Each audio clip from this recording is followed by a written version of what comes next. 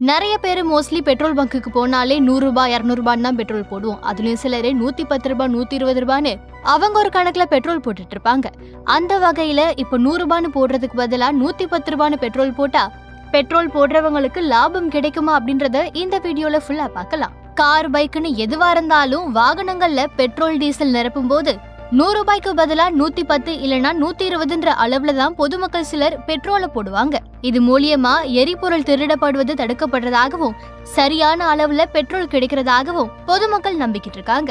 இந்த மாதிரி நிறைய பெட்ரோல் ஸ்கேம் வீடியோஸை நம்ம சோஷியல் மீடியாக்கள் அதிகம் பார்த்துக்கிட்டு இருக்கோம். ஆனா எது உண்மை?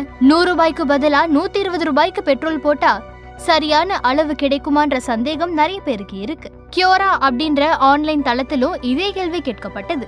இதுக்கு ரயில்வே முன்னாள் தலைமை பொறியாளர் அனிமேஷ் குமார் சின்ஹா பதில் கூறியிருக்கிறாரு. அவர் என்ன சொல்லிருக்காருன்னு பாத்தீங்கன்னா, ஒரு பெட்ரோல் பங்க்ல அதிகமா விற்கப்படுற எரிபொருள் அளவு குறியீடுகள்ல வைக்கப்பட்டிருக்கும். இப்ப எக்ஸாம்பிளுக்கு 100 ரூபாய் 200 ரூபாய் 300 ரூபாய்க்கு அதிக எண்ணிக்கையில பெட்ரோல் போடுறாங்கன்னா ஊழியரோட வசதிக்காக அந்த தொகை குறியீட்டுல வைக்கப்பட்டிருக்கும்.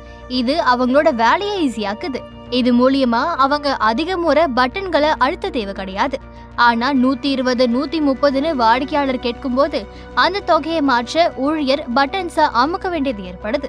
பெட்ரோல் பங்க்ல லிட்டர் கணக்குல எரிபொருளை விநியோகிக்கும் வகையில மிஷின் அமைக்கப்பட்டிருக்கு.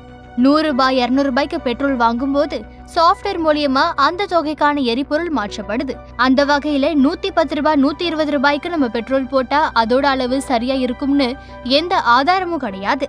அப்படி கிடையாது, நான் போடுற காசுக்கு எனக்கு கரெக்டா பெட்ரோல் வரணும் அப்படின்னு நினைச்சீங்கன்னா நீங்க எரிபொருளை லிட்டர் கணக்குல தான் வாங்கணும். அதுதான் கரெக்டா இருக்கும். யூபிஐ ஒவ்வொரு பெட்ரோல் பங்க்ல இருக்குன்றதால 1 லிட்டர் பெட்ரோலுக்கு 103.65 பைசாக இருந்தா அந்த தொகையை நீங்க சரியா செலுத்த முடியும். ஒருவேளை நீங்க பெட்ரோல் கேன்ல எரிபொருள் வாங்கி அதுல அளவு குறைவா இருந்தா நீங்க இது குறிச்சு புகாரும் அளிக்கலாம்னு சொல்றாரு. சோ இதுக்கப்புறம் பெட்ரோல் பங்க்ல 100 ரூபாய் 200 ரூபாய் இல்லனா 110 ரூபாய் 120 ரூபான்னு போடுற ஆளா இருந்தீங்கன்னா நீங்க இதுக்கப்புறம் லிட்டர் கணக்குல பெட்ரோலை வாங்குனீங்கன்னா யூஸ்ஃபுல்லா இருக்கும் நம்புறோம்.